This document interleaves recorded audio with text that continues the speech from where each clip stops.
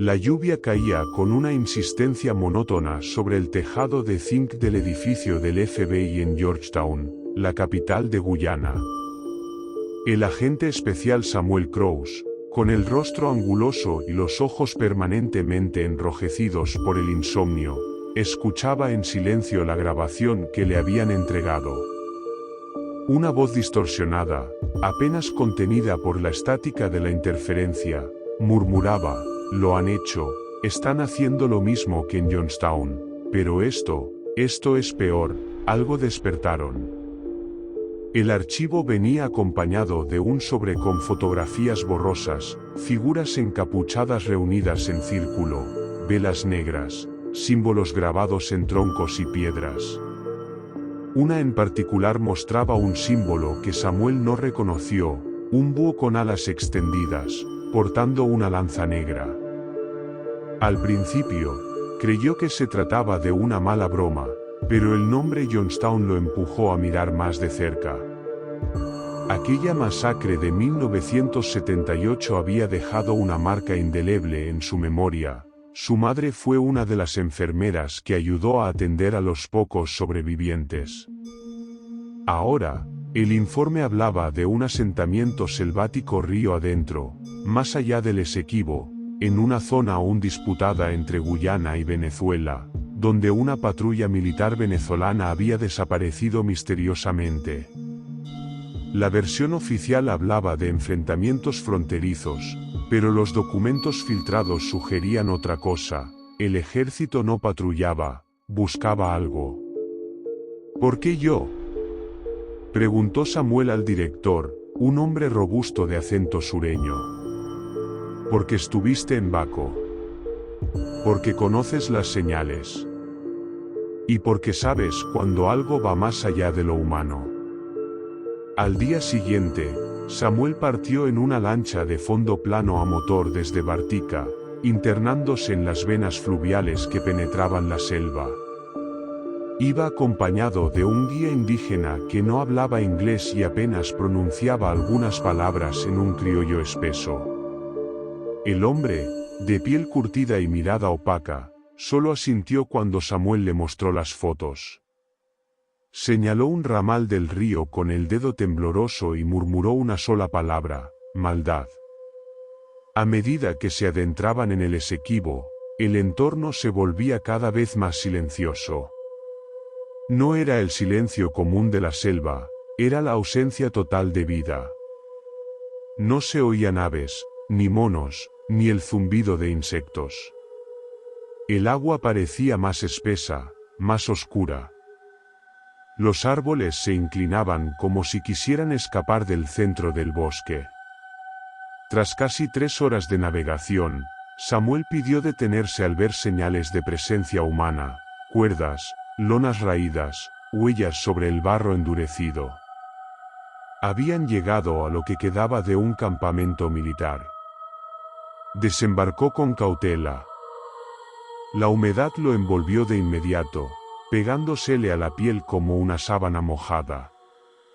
El lugar estaba desordenado, como si hubiera sido evacuado a toda prisa. Ollas volcadas, municiones sin recoger, restos de sangre seca. Y luego los encontró. Colgados de los árboles, como grotescos frutos de una cosecha profana, estaban los cuerpos de 6 soldados venezolanos. Todos desnudos, con los ojos arrancados, la lengua cortada y símbolos tallados con cuchillo en el pecho y el abdomen. Uno de ellos parecía haber sido utilizado como altar, con velas negras derretidas sobre el abdomen abierto. Samuel sintió como algo se revolvía en su estómago. Había visto cosas horribles en sus años de servicio, pero esto tenía una cualidad ritual, antinatural. No era solo violencia, era teatro de horror sagrado. Revisando el interior de una carpa semihundida por el barro, halló lo que buscaba: un maletín metálico cerrado con candado. Al forzarlo, encontró documentos parcialmente chamuscados, mapas topográficos, fotografías de vigilancia nocturna.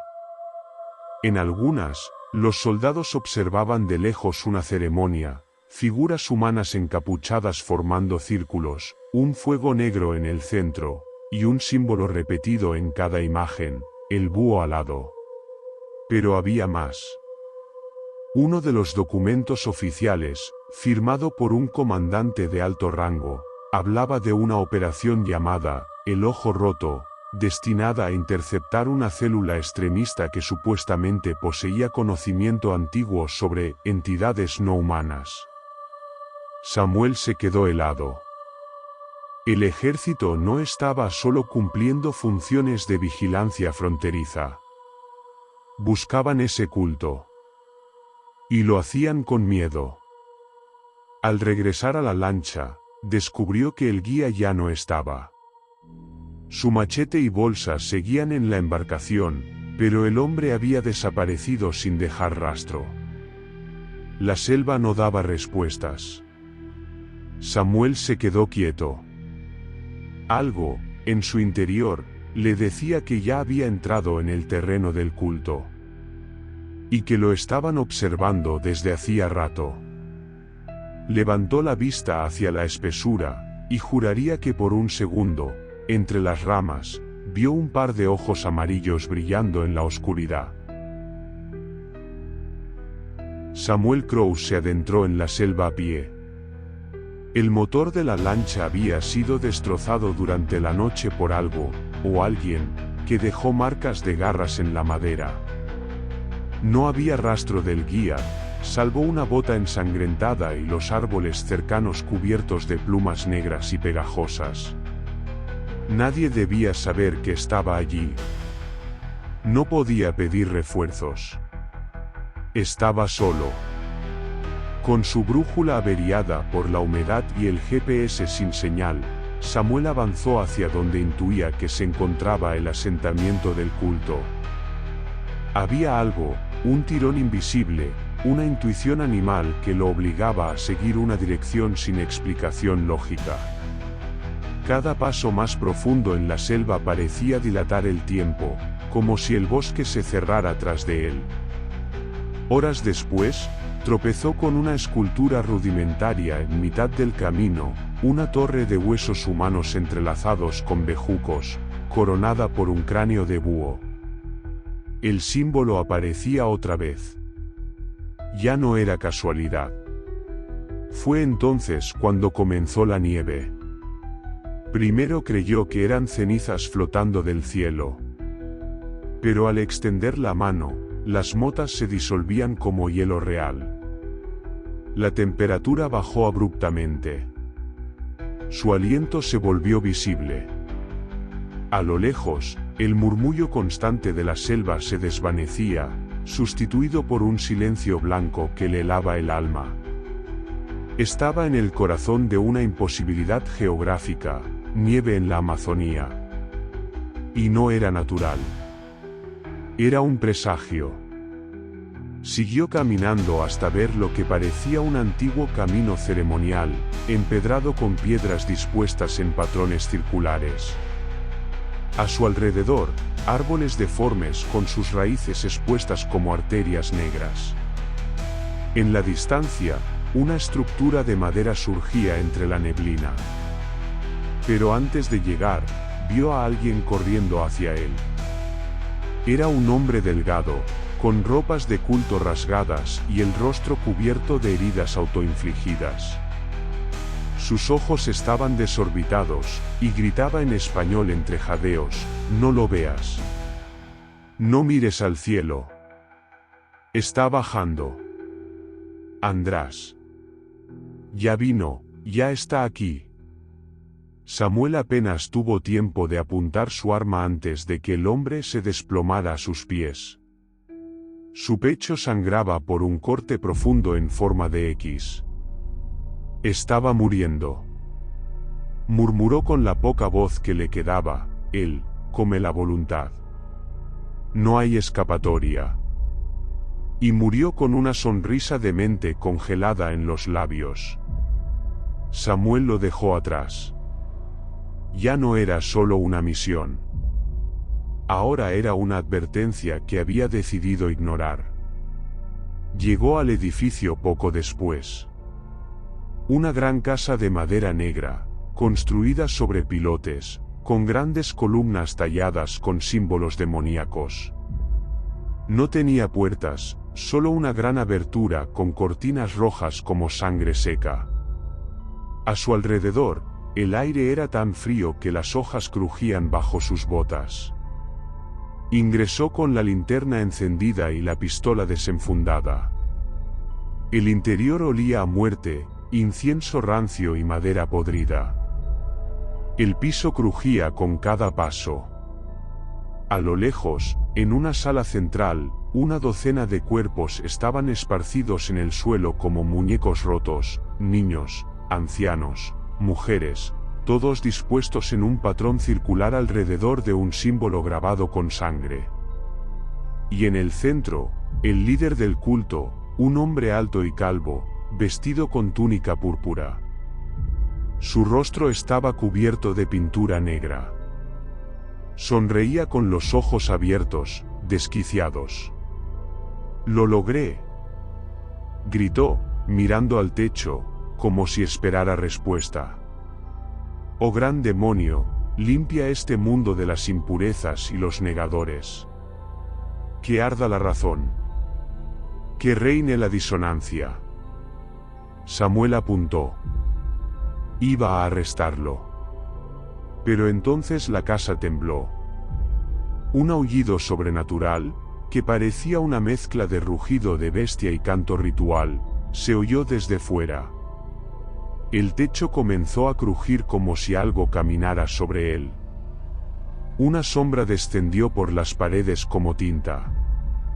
Y apareció András. Un ser de 3 metros de altura, deforme y majestuoso. Cabeza de búho con ojos de oro fundido y pico de hueso. Su cuerpo estaba cubierto de plumas negras y su torso parecía humano, pero retorcido por siglos de ira. De su espalda emergían alas de murciélago y en su mano sostenía una lanza goteando un líquido que parecía quemar el aire mismo. A sus pies, un lobo gigantesco lo seguía, con ojos de carbón y hocico chorreando baba negra. El líder extendió los brazos. «Llévame. Devórame. Hazme uno contigo». Y sin mediar palabra, el demonio le arrancó la cabeza con su pico. No fue violencia, fue ceremonia. La sangre brotó como si fuera tinta para un manuscrito profano.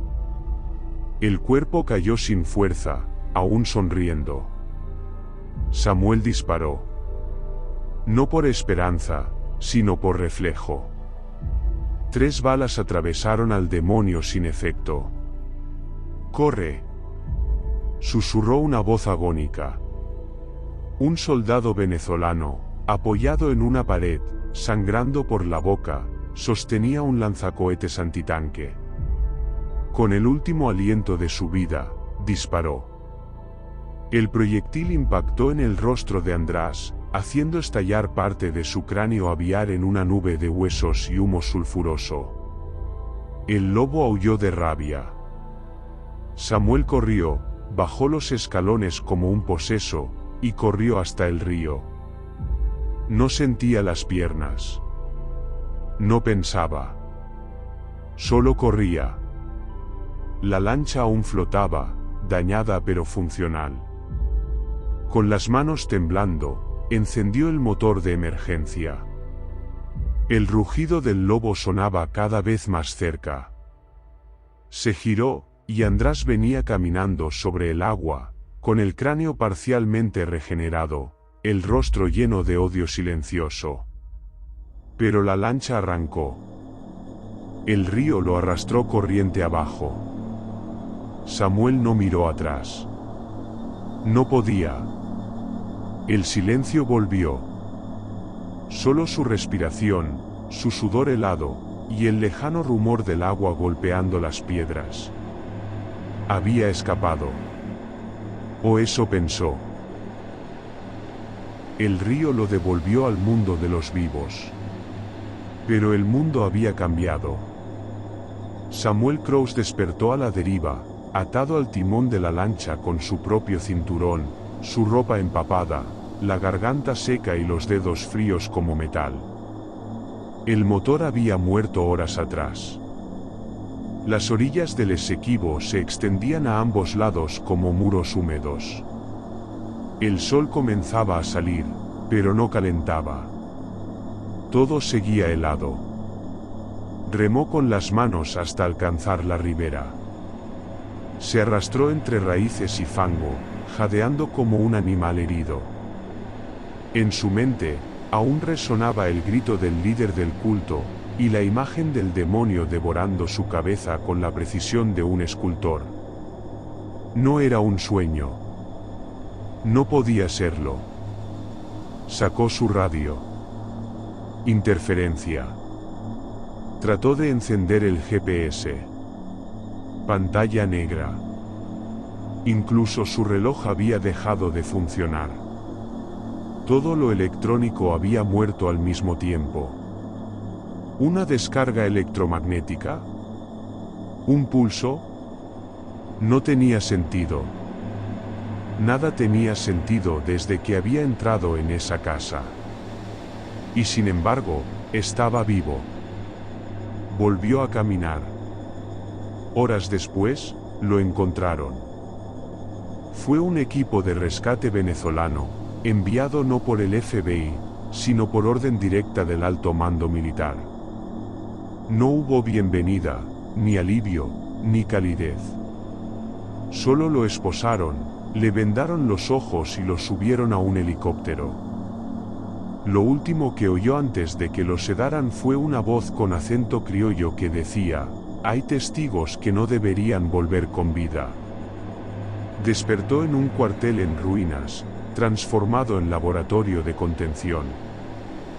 Celdas con barrotes electromagnéticos, pantallas parpadeando, soldados con mascarillas y trajes de aislamiento.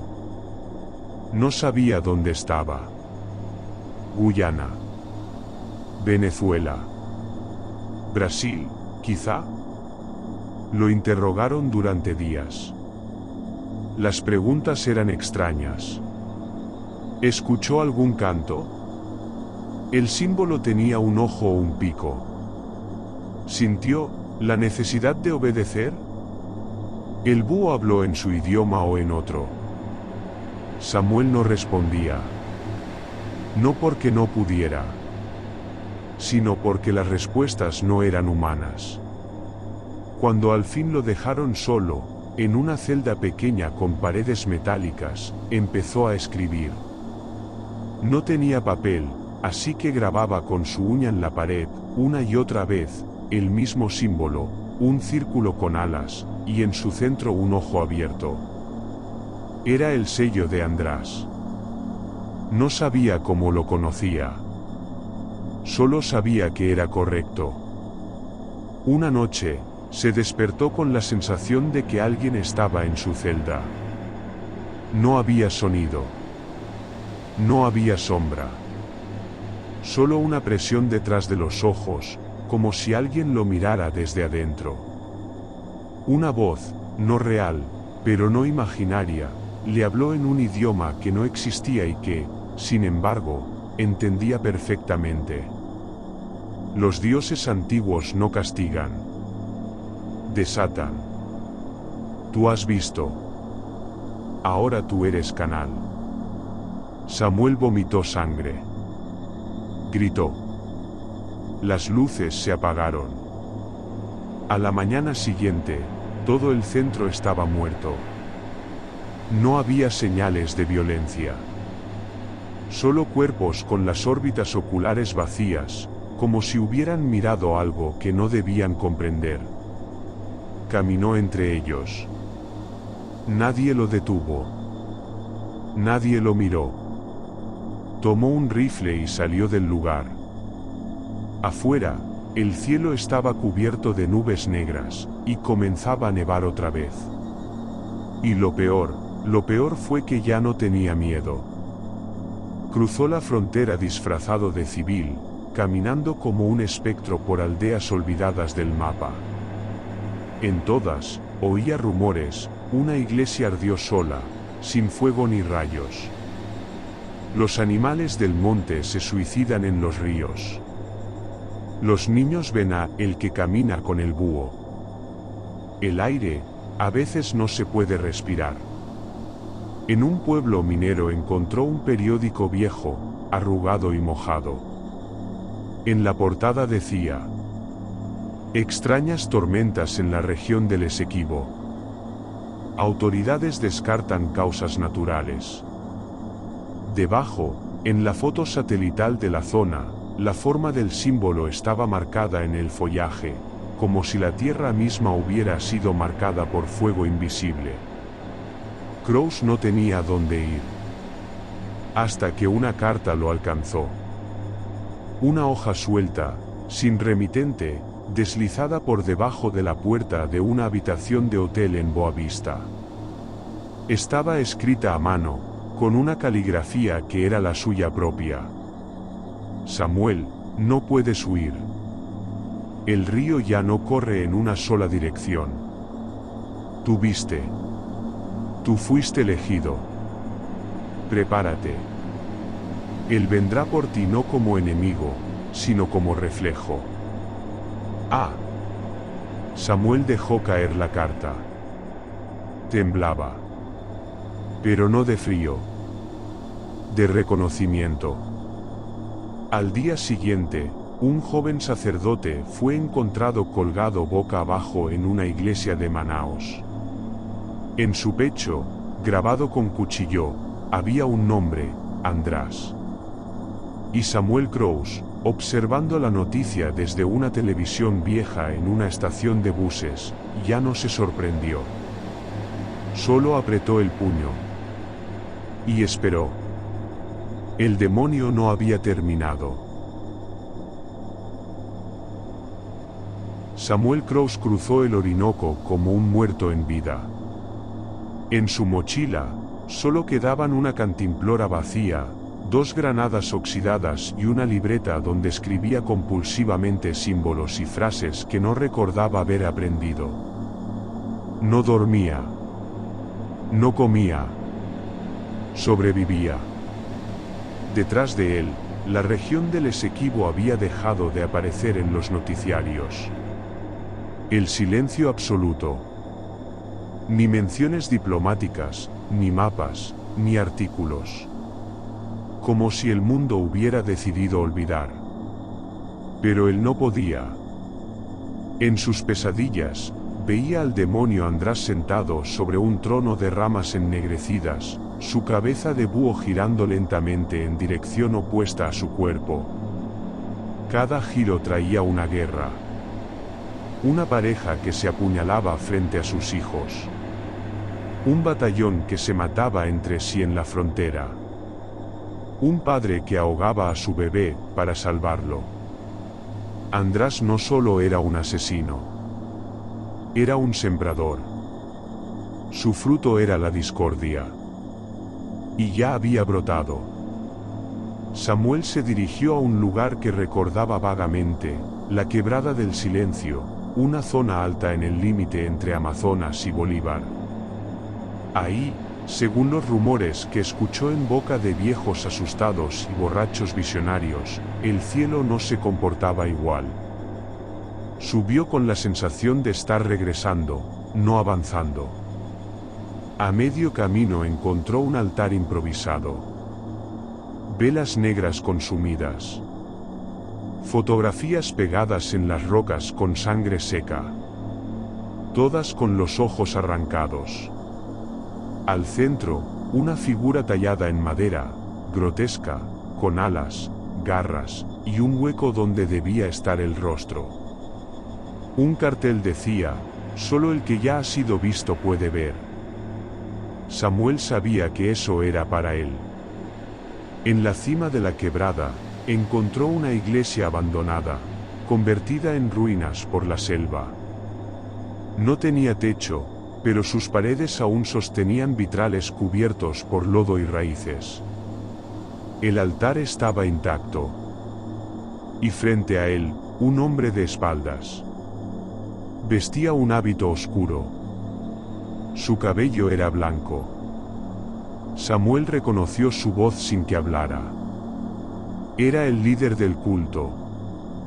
Aquel que el demonio había devorado en el campamento. Pero ahora estaba allí. De pie. Vivo. Morir no es lo que crees, dijo sin volverse. Solo es ceder el lugar a algo más útil. Samuel apuntó con su pistola. Las manos le temblaban. No puede ser. Yo te vi. Él te devoró. Te partió como un muñeco. El hombre se giró. No tenía rostro. Solo una máscara de hueso con un pico largo como de ave. ¿Y acaso crees que eso fue un castigo? Entonces la tierra tembló. Las raíces se apartaron del suelo. Un viento antinatural barrió las hojas muertas. Del cielo cayó nieve negra. Y desde el altar, emergió él. András. Sus alas eran de humo y cuchillas. Su cuerpo, de huesos en espiral. Su rostro era el de un búho sin ojos, pero que aún veía. Cada paso que daba, la piedra crujía como si se partiera la lógica del mundo. Detrás de él caminaban sombras con forma humana, todas gritando en diferentes idiomas, lenguas muertas, dialectos olvidados. El líder extendió los brazos. Maestro, el testigo está aquí. Juzgalo. No lo elegí yo, dijo la criatura. Su voz era una mezcla de tormenta y cuchillo. Él se eligió solo, al mirar. András alzó su garra. Samuel cayó de rodillas, como si su esqueleto fuera arrancado de su interior. Y entonces lo vio. Todo. Vio la fundación del culto en los años 70, cuando desertores del templo del pueblo huyeron de Guyana al sur. Vio cómo intentaron repetir el ritual de Johnstown, pero esta vez con éxito. Vio cómo el ejército venezolano descubrió el culto por accidente, y cómo quisieron controlarlo en secreto, usándolo como arma. Vio los niños sacrificados, las mujeres marcadas, los soldados infectados de locura. Y vio su propia cara, años después. Liderando. No. No es real. Balbuceó. Yo soy del FBI. Yo vine a detener esto. Tú viniste a terminarlo. Susurró András. Tu lógica se quebró cuando viste el primer cadáver con los ojos vueltos al cielo. Tu alma ya está escrita. Solo falta tu palabra. Entonces András le ofreció una daga. La hoja estaba hecha de vidrio negro. Brillaba como si bebiera la luz. Samuel la sostuvo. Y por un momento, quiso usarla. No para defenderse. No para huir. Sino para obedecer. Para marcar su pecho con el símbolo. Para liberar al mundo de toda coherencia, toda paz, toda mentira. Pero en ese momento, desde lejos, un disparo rompió el aire. El cuerpo del líder estalló como un saco de huesos. Desde la entrada del templo, emergía el soldado venezolano que lo había salvado en el campamento, el del lanzacohetes. Iba cojo, cubierto de vendajes, con una metralla colgando del brazo. Pero sonreía. Corre, gringo. Esta vez, yo distraigo. Disparó otra vez, directo al pecho del demonio. El proyectil impactó.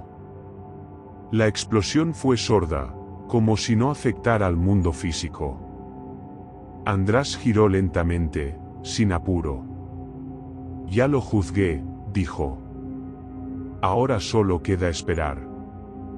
Samuel, con el alma partida en 1000 fragmentos, corrió. No recuerda cómo bajó la montaña. No recuerda si llovía o nevaba. Solo sabe que, cuando volvió al río y encontró una balsa abandonada, sus manos aún sostenían la daga. Y no la soltó.